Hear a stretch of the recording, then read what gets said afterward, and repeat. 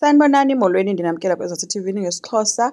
UVelephi guys uhleli kwaSipho ngelo xesha kowabo kubhujiwe, uthe nqe ebhedini ufuna uSipho apha ebhedini. uSipho ke uthe hayi akazukwazi yena ukuza kuye. Uthi omnye uba uzawulala nam ndatsho ndivume ukukutshata. Andithi uSipho ngulo wayekazama ukwenza into yokupropose. Uthi ke ndawuvuma ukukutshata uba ulale nam ngoku. Abe sesithi uSipho uyayiqonda into yoba kungenza uba wenziwa sistresi sale into yokushiywa ngumzali. Hayi ke wamthuka ke uVelephi embiza ngoba u-useless ke uSipho and yena uyamshiya. Njengangoku uzawufuna enye indoda ezokwazi yena ukumhoya imnakekele. Le nto yabo bobayi-2 iphelile. Kwenye icala uSangweni ungulo ufuneka ahambe ufuna iinkomo fumaneki, funeka akhangelwe nje. Abantu abakadeliwe bayahlupha, babonakala ndawo. Umntana okhona apha nguSibongile. But ke ngoku uthe sekusithiwa makufuneka kuhanjwe kuyiwe emoshwari kuyohlanjwa udeliwe.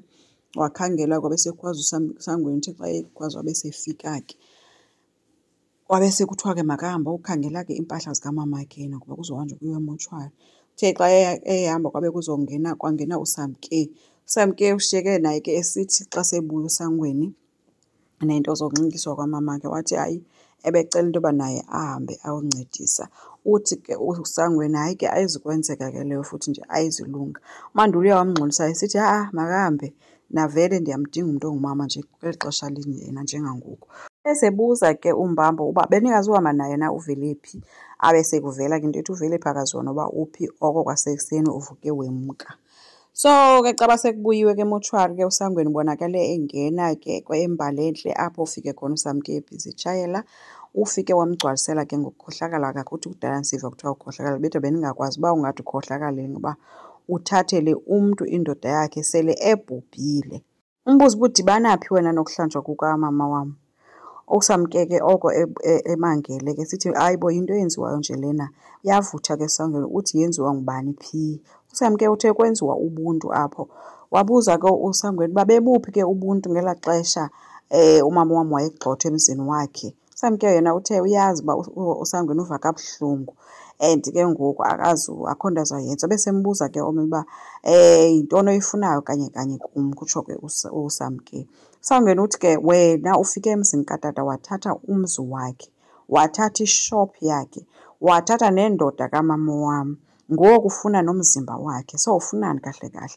uSamke ke uthe zonke ezi zinto azithethayo kuye ke zibuhlungu kodwa ngeke ade azifake entliziyweni ngoba uyamazi buthethiswa bubuhlungu. Waqhubeka kuSangweni esithi hayi ke uba yeyona nto wena uziva ulala kamnandi leyo xa ngaba ulala ebusuku hayi inoba imnandi. Uthi ke ndisho into yoba you can't even wait uba ude uhambe uyongena emashithini kadeliwe uyolala nendoda yakhe.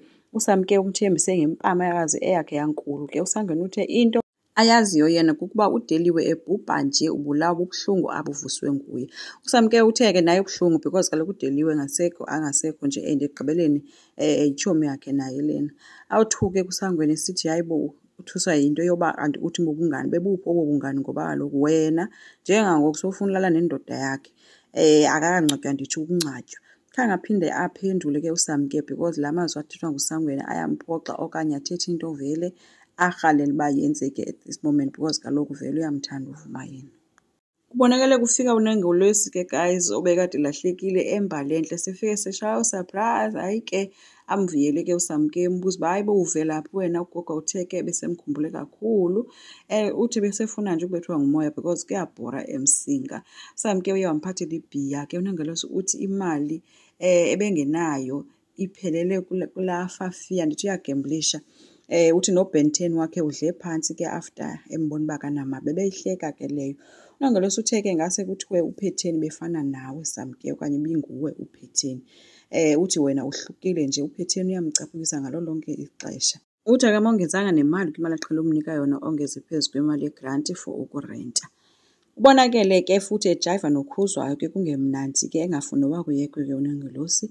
Bathe besahleli ke kuqalisha uba kuselwa ke begcwala amaphanga ebhiya phambi kwabo kwafika uMandulo ke shawutisa esithi wena ulibele kukujayiva apha namaxhegwazana. Yho, akamyeka kwayena kuNongolwesi embuza into yoba ngoba namaxhegwazana wena walahlekwa lixhegwazana ngakowenu.